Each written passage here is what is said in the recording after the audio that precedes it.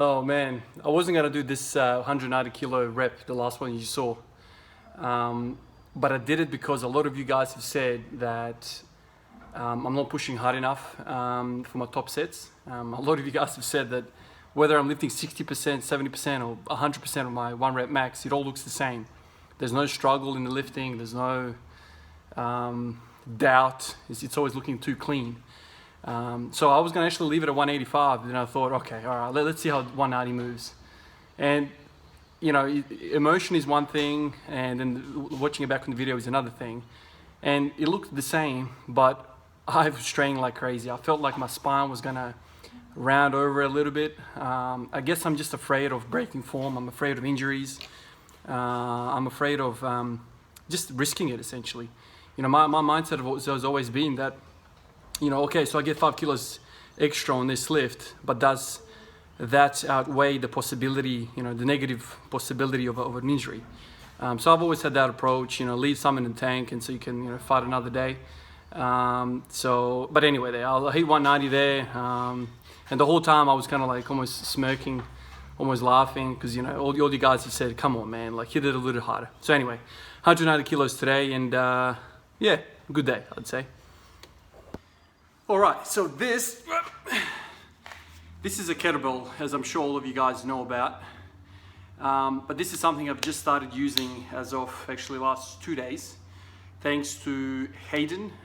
Hayden is a friend that's been talking about the benefits of kettlebell training for quite some time. I just never thought it would benefit me as a powerlifter.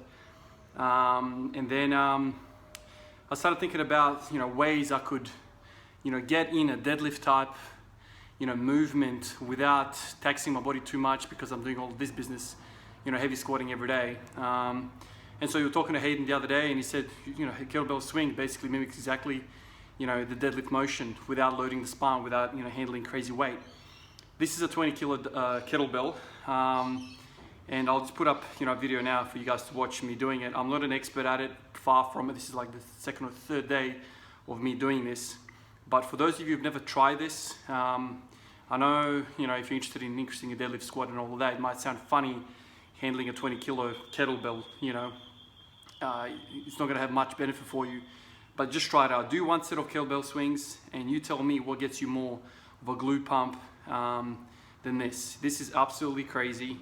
It has a crazy, I think, effect on the posterior chain without, like I said, loading the spine. And I've been reading heaps of stuff on forums of people, you know, talking about how they hadn't deadlifted for such a long time. All they did was kettlebell swings and other kettlebell variations, and they came back and the deadlift was not only the same, but in some cases even better. So this is powerful.